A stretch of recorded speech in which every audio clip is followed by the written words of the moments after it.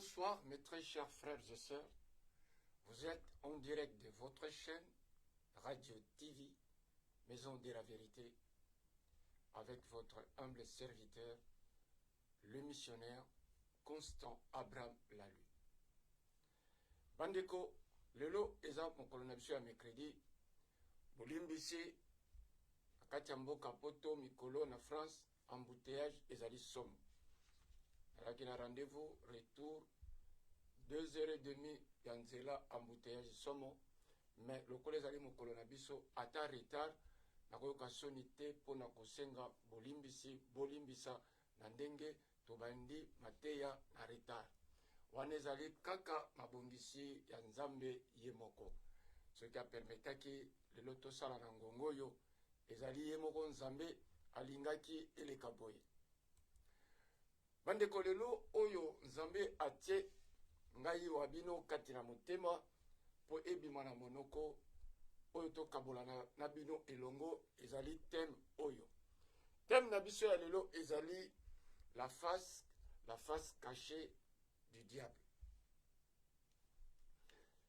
alobi ezali ebombameli lolenge nini ebombameli diable abombamaka oyo tolobi na lopoto kose déguise abatamaka mpe amibimisaka elongi mosusu to nzoto mosusu to ezaleli mosusu face caché wana nzambe alingi atalisa biso yango lelo eloko nyonso to nzambe apesaka bana na ye atalisaka na bakambi na ye atalisaka na baoyo ye abenga ezalaka mpo bafungola bapeple na ye oyo bazali kobunga na mikolo ya lelo mikolo ya lelo maye oyo tozali kovivre toloba te ezalaka te toloba te ekozalaka te toloba te toyebaka te toyebaka po soki totangaka makomi okomona makambo mosusu kutu oyo nani ekomi te me na makomi ezali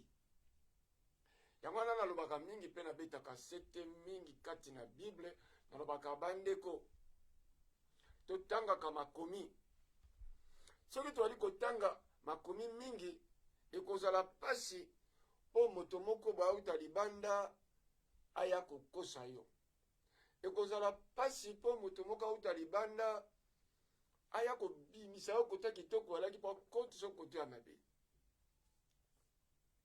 me kozanga koyeba makomi ya nzambe yango wana oyo tozali kobenga bapeple ya nzambe basili kobunga le peuple périt par manque de connaissance parce que soki bazalaki na koyeba bazalaki na kososola maye oyo miso nzambe aza kofungola aza kolakisa biso maye oyo nzambe aza koyokisa biso na matoyi me nakanisi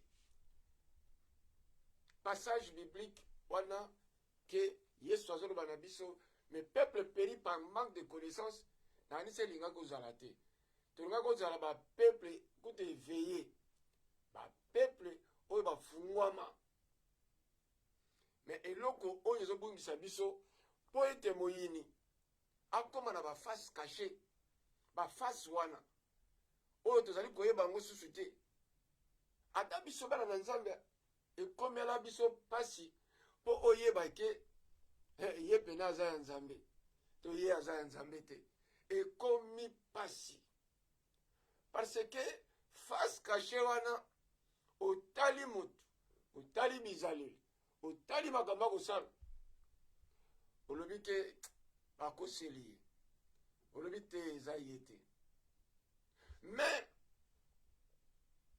eloko ezo tozali kozanga mpo ke toyeba kodécouvrir baface caché ya baoyo bazali kobatama mpe bazali kolata nzoto mosusu bakwela yango liboso ya bana na nzambe mpe bakofungola matoyi misu bazoyoka ye me bafungoli misu na matoyi ya bomoto me bafungoli misu na matoyi ya bonzambe te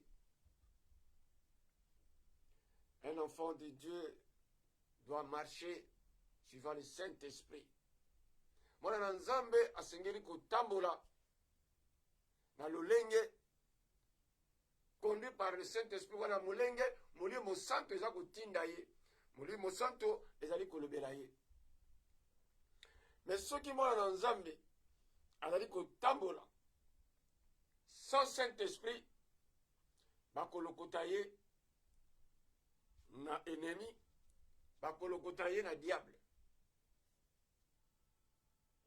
Ndeko na ngai tokotala makomi ezolobela biso nini sur bizaleli na ba oyo bazali kobatama na face caché po ete biso bana na nzambe tobanda kofungwama koyebaka nzambe afungoli yo nzela no ya kitoko oyo apesa yo me moyini akoya po aderute yo alongolo na nzela wana ya bonzambe oyo nzambe atia yo po amema yo na banzela mosusu. Makomi elobeli biso nini?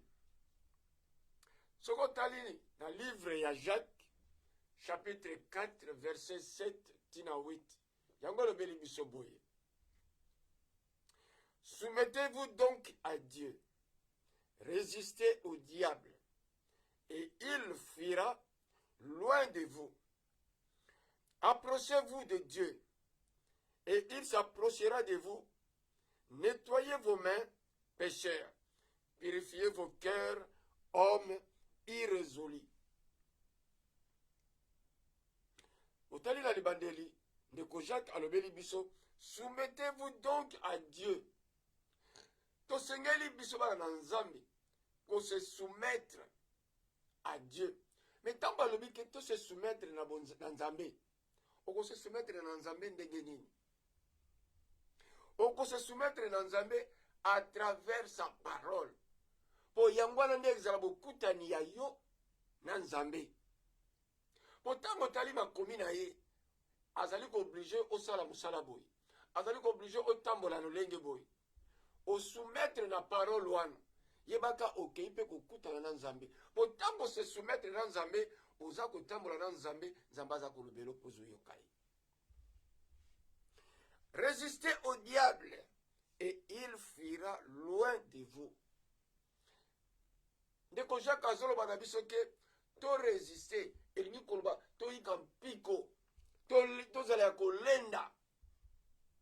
Po tambo zali ya kolenda yebaka ke okolonga moyini. Okolonga moyini. Moyini akoya pembeni na yo po asala yo oyo nyonso alingi asala me akokoka te. Po ete yo olenda deja na liloba okangama na nzambe mwaye ya azwa ebonga azwa esika po asala musala na ye kati na yo ekozala te. Et ensuite ndeko Jacques alobi na biso il fuira loin de vous. Alobi diable na ntango amoni yo ke oyika mpiko deja na bonzambe me akozala mosika na yo, akokima mosika na yo, akozala pembeni te, akokoma kaka oyo toyokaka ndenge makomi alobi biso il rôde autour mais jamais akosapproche kati na yo. Azali kaka korode po amoni ke bonzambe evanda molimo mosanto ezopela moye akota asala bisalasala na ye eza te. Mpona nini? Parce que ndeko Jacques azoloba na biso bien, soumettez-vous donc à Dieu, résistez au diable et il fuira loin de vous. Pe na suka abakiseli biso, approchez-vous de Dieu, il s'approchera de vous. Ndeko moto oyo akoti na bonzambe akangami na nzambe azo obéir liloba ya nzambe aza kotosa mibeko na nzambe, aza kotosa liloba ya nzambe, yebaka moto wana aza na nzambe, nzambe pe azali na ye. Nettoyez vos mains, pécheurs, et purifiez vos cœurs. Maboko oyo eza kosala mbindo, maboko oyo eza koyiba, maboko oyo eza kobetaka bato, maboko oyo kosalaka makambo ya mabe, eza kobomaka. Balobi maboko oyo ezali ya bapeshere, ezali na mbindo. Sukola maboko oyo ekoma peto, ekoma ya bonzambe. Po tango nzambe akotindelo onction kaka na maboko wana, tango azali kopambola moto, azali kopambolama. Pe mitema na biso ya mbindo, alobi to sukola pe na mitema. Ndeko tango akala toyebaka maloba te ya nzambe, toa koyeba te, okomona moto aleki Mais na motema, otala ye boye, ozolo beloko te na monoko. Mais na motema, oza kosilisa ye mabe. Na kofinga, kati na motema, or tozala kobosana. Tozali koyeba te, zoka nde motema, ezali esika mai oyo nzambe ye me avandi. Epai oyo nzambe azoyeba yo. Me moto aza liboso na yo, oyo ozokanisela ye ndenge atelemi liboso azomona ngo te. Tozalaka komikosama, tofingi moto, tofingi, me oza kofinga kati na motema, me na munoko maloba ezobima te. Me na motema osilisi ya kosakana te. Yoka somo na kopeshe, ndenge ozali kopeshe sa oyeba, oza kobatisa masumu likolo ya masumu oza kotondisa, mais sa oyeba ete yo oza kotondisa masumu kati. Yo le ayoki na ete, ayebi na ete, mais Dieu le sait, c'est lui qui siège. Motema wana ezaka ya moto mosusu te. Motema wana ezaka kaka ya Nzambe. Yango na mbaleleki na lobaki na bino bandeko na ngai. Balobi epai oyo oyebaki te ntango oyebi fungola baninga. Yango tokofungola baninga bandeko. Toyebaka te biso nyonso. Me mokolo moko kaka motei moko atei mpe tofungwami. Ya solo nzoka nde kaka ndenge nakanisaka na motema mabe mpo na mondeko. Nzoka nde eza lisumu ate esili. Lelo oyo ndenge Nzambe akotalisa yo mpe Nzambe azali kolobelo nde koyeba kobosana yango, kotika yango, mpe kotia yango musika na yo. Nzambe alingi biso, atika moto te, nuit et jour, alali alamuki na yo, bipai biso kokota na ye, ana place oyo atikalaka te. Po to lobi na toilette, otena na toilette akoki koya te, aza na yo. Bongo soko ozwi crise na toilette, nana akobikisa yo. Soko ozwi crise na kati ya salle de bain, po lobi otikalaki bolumbu Nzambe aza wa te na kanga moko, aza wana. Potanga tindaka bolumbu ayebi yo. Bongo boni na salle de bain to na toilette ya kozala te. Soki baye kobeta okuna, po diable il rôde. Abike Nzambe akomaka kuna te yeye diable akoti, akozela biso na toilette, akozela biso na salle de bain, kote oyo ozokanisa ke Nzambe azali te. Yango wana mpe moni mingi, ntango bakendaka kosala ekobo, bakanisaka Nzambe aza te mpo awa loka to kotikala bolumbu, Nzambe akozala te mpo akomona bolumbu na biso, atindaka bolumbu. Ayebi bolumbu na yo. Bongo ya kozala pa nini ya bolumbu ya te. Ato tikali bolumbu aza wana. Bipai nyonso Nzambe aza na biso, il est amour et avec nous. Posoko meka kotika biso na makanisa ozokanisa wana te, na salle de bain aza te, na toilette aza te, po na bolumbu, mais diable akozwa yo. Mais baki na kati nombre tozali lelo tokoza suna mokili boye te, asilisa biso nyonso. Mais akokaka biso te po Nzambe atikaka biso te. Ana bolingo oyo moko te na biso aza na bolingo wana.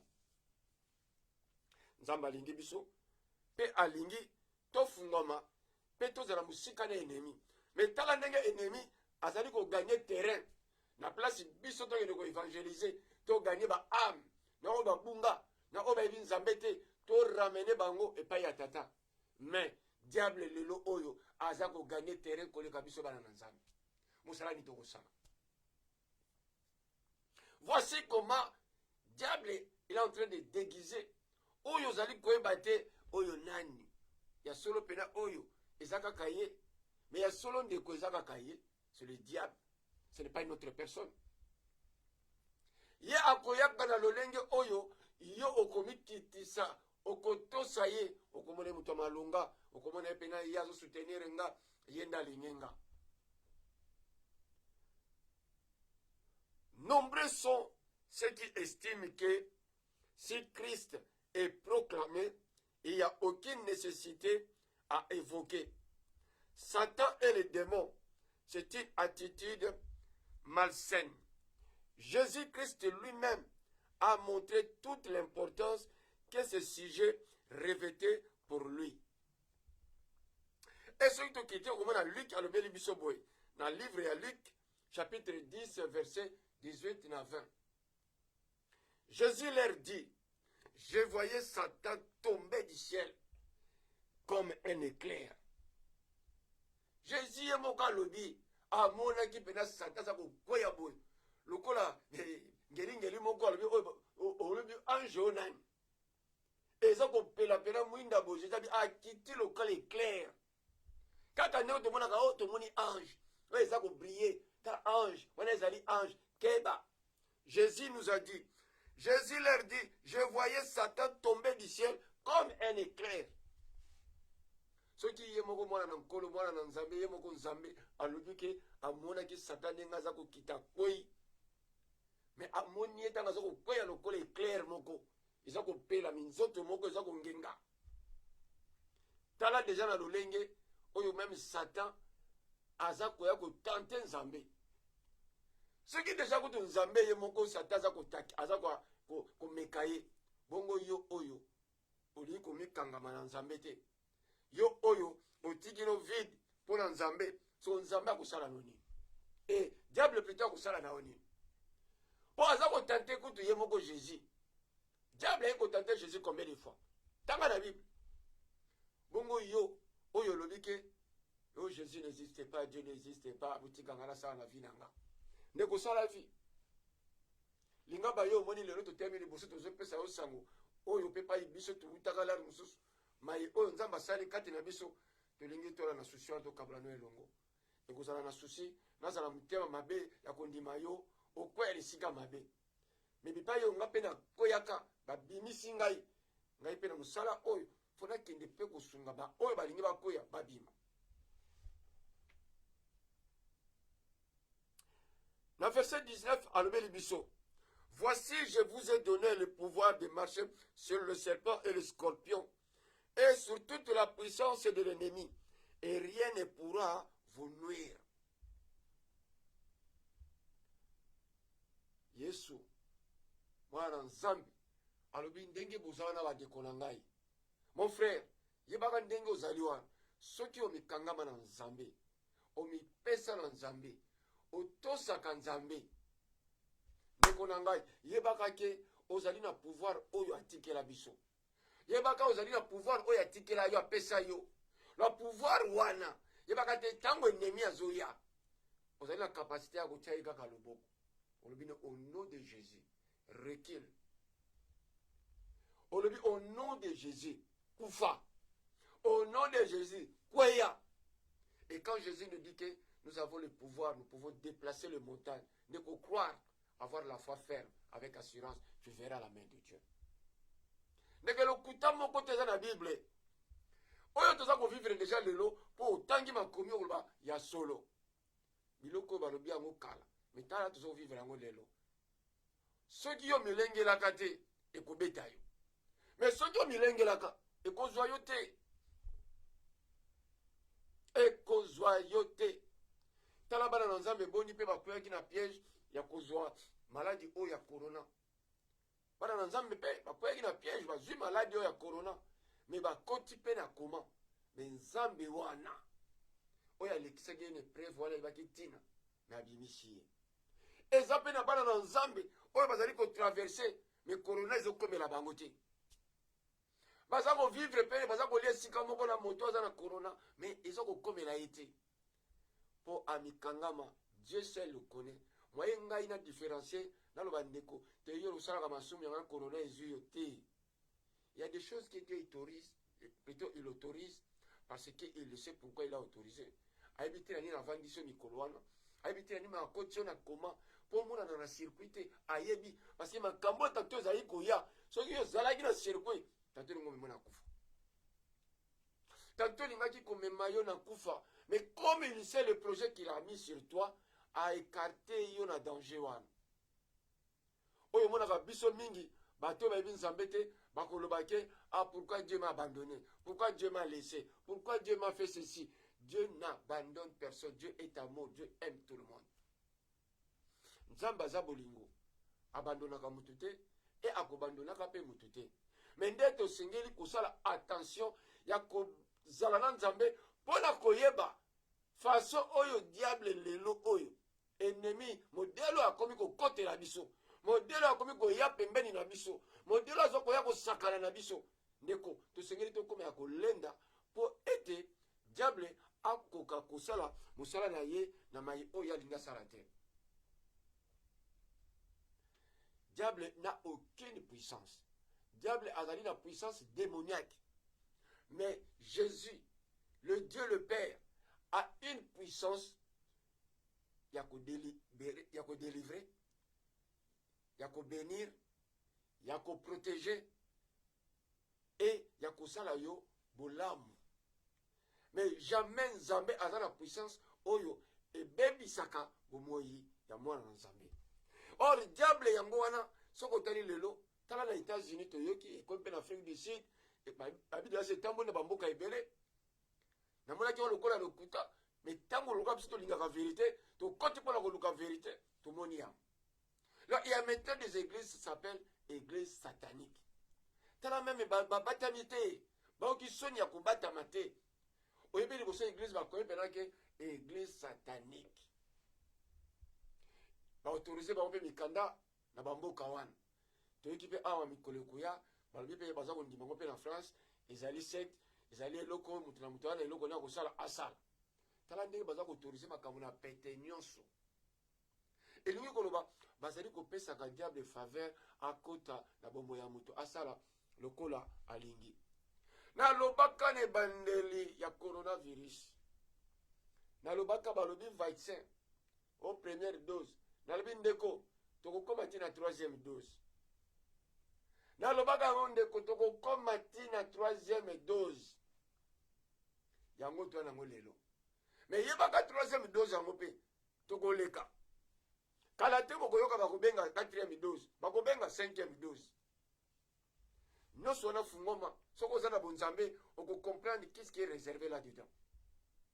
On peut me l'obonner ne batami si ma maladie wana. Oye basa ko mami kaka batu, kaka vaccin. Somo na vaccin ni, to soba vaccin awa ya tétanos. Ozu yango ba bino 10 ans. 10 ans ngopeta ko zo no pe muta ko obligé ote. 10 ans pe ko ko vanda na yo. To soba vaccin awa hépatite B, C ce qui ni. Ozu yango pe mbala moko vanda na yo. Mais tala oyo komi na obligation ozwi te balongoli yo musala ozwi te kote oyo avokota na restaurant pa toko na kolia ekomi soko oza na elembo oyo te moyen olia na restaurant eya te. Tala obligation ça qu'on appelle des obligations que diable donne et biso pe tozali wana toza ko manifester eloko te mais ba oyo baza na Nzambe ya solo ba comprendre mais baza ko manifester ka par la prière. Parce que le lorsqu'on peut voir comme corona na ndenga mabe ata chaîne bwe bakati yo. Ata chaîne ndenga zo le kala bwe bakati yo chaîne. Ba lingi ko kangote parce que il y a certaines vérités cachées. Mais biso na bonzambe tozo mona yango. Oyo ali attaché na nzambe aza komona. Parce que c'est le diable, il est planté maintenant partout. Et ça y a sonité. Diable kalele qui a sonné. Aza ko batam. Mais le nom de Kabimana, on a un liaé. Mon indoki, abata maraneta. Oh, ye, tu as un loco pamba. Je suis la bête à l'obina au liaé. Mais quand la barbe non doki, ngaïté. Mais ndokazaïko wanga na nesa ko batama. Mais aujourd'hui, mais le diable a pris la place. Jusqu'à passer la église, la église satanique. Yakobata m'a pété. Yangwana se panzani. Ils ont qu'un partout. Et qui est déjà partout. Nansi Boyoka qui est déjà à Sangouan. Il y a une certaine personne où il va fungoli ma porte, il va faire un diable et sika. Mais comment nous devons lutter pour ça? Toko lutter na yango ndengeni ndeko nangai. Yo nanga to sengeli ko attaché na Nzambe. Parce que moyini azako ya na costume mususu. Na elembo mususu. Tala yo moko pomo na ke ya solo maito zaliko Nzamba zaliko talisa biso lelo ezali alokuta te. Tala oto uti komona e uti koleka na mboka na biso République démocratique du Congo tuti komona ndeko mama babomiye na chauffeur na ye ya confiance. Chauffeur na ye ya confiance abomiye. Abomiye pour quel intérêt? Kaka ba bien ya mokili. Tala niveau. Mais azalaki mutu yo ya confiance. Oyo apesaki confiance na makambo nyonso. Mais abomiye. Tala na esika tokei lukata moto yango osala ye soki ata mabe ya ndenge nini me obomi epi tala lolenge nini abomi moto me ndeko bato baa na 100 francs bazali ya namoni keta mosusu tolobaka ki tobangaka makambo me namoni mpena bato babangaka ngo makambo te mpena bazali ndeko abomi moto atie na basashe atumoli mpe libulu akundi ye epi ntango baza kotimala libulu azoyebisa mpe bango mosala attention mpo totiaki ye mpena tout droit azokani mpe ta somo te mpona koloba ndenge wana lo motema na ye eza kotremble nango kuti na eloko te ezali mpe kolenga na eloko te tala niveau nazoyebisa bino ke ya diable koma aza kodegize tala modele nini ye adegizaki pembeni ya mama wana Yvonne e bazalaki bango mibale tala ndenge bazwaki ye me akende koboma moto. C'est pour cela komona makambo ya boye ndeko fo totelema bokoyokaka soni te mingi lelo bazoyoka soni esoki nalobi ya koseleka so na yebisa verité makambo na moni ya koseleka soki nzambe alakisaki yo mpo okende na verité ndima babenga yo monoko lidusu me monoko lidusu nayo ya kofinga te monoko lidusu nayo ya kotonga te me monoko lidusu nayo poso oyakaka na verité. Quand tu ramènes la vérité ouvre des choses dans la vie de quelqu'un. Parce que vous ramenez la vérité na moto moko pour sauver ye. Mais le diable yaka kolakisa moto na lokola oyeko tsuka ye. Okomona moto na komine ennemi na yo. Mo oyepona pour sauver ye. Ne kokoyoka sonité quand Dieu te parle. Nzamba yebiso eloko, alakiso eloko. Ndeko kende, mona ndeko wana, sekoué ye, lakisa ye. Ayoka ya yoka ote nzambo atindi yo akoyokisa ye lokito wana akoyoka yango me mingi lelo bakoma mona nzambe alobeli ye kende sauve ame ya moto wana me eso nalobi na kosilika ye alingaka nde makambo ya boye te ndeko balobi avant ya koyoka eloko me yoka solo nango liboso mpo odetermine eza solo ya nini eza solo ya parfum to ezali solo ya viande to eza solo ya citron to eza solo ya banane mpo odétermine ke soki eza banane eza citron to eza parfum me yo oyoki solo te oyoka lokito eleki yoka na lokito wana osuki wana te fo oyokaka solo okomi mpena eloko nzambe atindi yo obondeli okei kosauve ame nde kosauve ame eza kitoko nazobombela yo te ebi ntango sauve ame eza kitoko ata lelo ndenge toali na émission me moto oyo lelo aza koyoka aza kofungwama miso eza kofungwama matoi eza kofungwama nzambe aza na ye yebaka otosauve ame moko lelo nzambe arekipere ame moko lelo yebaka ozali béni meme ngai oyo apesi na panda sango lelo naza béni parce que ame moko aza sauve ye diabolo ennemi azali kosakana na ye me ayoki lelo oyo makambo nzambe alobeli ye averifie atali alobi te naka kotambola mabe natikelaka diable porte yango nasakalaki na ngai oyebi ntango moto afungwamaka ye kokanisa loka vi na ye ekomi loka malunga te ekomi loka kizengi ekomi loka mabe ekomi loka kitoko te no soki nzambe afungoli yo eza koka tio na ba moko ya ekole aza kolakisa yo maye oyo yo mpena omona te so maye wana ezwaka mwa temps mpo omona sikoyo mwa elengi na yango ezwaka temps me okomona vie wana ya lokuta ye pembeni na yo aoseka yo abi ozomona temps ozolekisa tala tolaki na biso bien tolaki nango vite fait mona esimbi yo vite fait esimbi tala ndenge oza konginda me tala sikoyo mpo somela kuti bana lipa ozokona olukaka ndeko nzela ya nzambe eza plus important ke ya oyo wana ya mbangu wana yo somona moto oyo asalaka na motoki na ye azwi mpata azwi mbongo na suka sanza yo mona moto wana ye kaka bazokabelaka bato kazobwaka boye mais non okomona moto wana auti mosala ntango azwi suka sanza eza na calcul projet eza azolongo meme akokaba mpe na calcul mpo ayebi oyo ekokenda oyo fo boye oyo mpe ayebi nasepelaki na koyoka ndeko moko alobi me bapolitisien ya biso ya Congo me ntango bayakaka azalaki locataire me okoyaka abu ya 3 mois asombi 4 mapango me mpo na nini oyo bible otoloba na biso le main sale moyibi mbongo baninga ofali bafuta baninga ye azozwa na baposhi ni atondisi na baposhi atondisi sikoyo baninga wana bakufuta bango nini bozoloba kaka leta mbongo me mbongo ekangami na mutu moko boye basalaki ye confiance ye azwi atie ya ye ani babiro ekomi ebele azalaka nini na mwasi moko abalaka banda kala me kaka bapesi ye esika wana tala bakombeli ibiro azwi kaka na miniti moke ya 3 mois lokola mutu neti mokili kosuka alobi tala bamala bapango boni asomi mauti azalaki locataire yango wana nosepelaka mingi awa na mindele ntango ozokota deja mosala banomota ministre ni président de la république bakotuna biloko nini ozalaka nango bakotuna fond na yo ezalaka ndenge nini biloko nini oza na yango ekopermettre mpo soki oyibi bakotala bakokanga yo mais le main sale yango balobi na biso awa na mokanda na nzambe alobi tosukola mitema tosukola mpe maboko oyo mpo ete tosalela nzambe na bosolo mpo ete diable azwa biso te mais tala lolenge diable azali kodegize tala lolenge diable azali kodegize.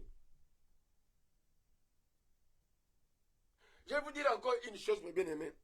Il y en a beaucoup de gens, parce que ça va tromper, tantôt même l'entourage. Au moins dans l'entourage, de comment on se l'a makamulite ya kitoko, je sais pas alinga kangai.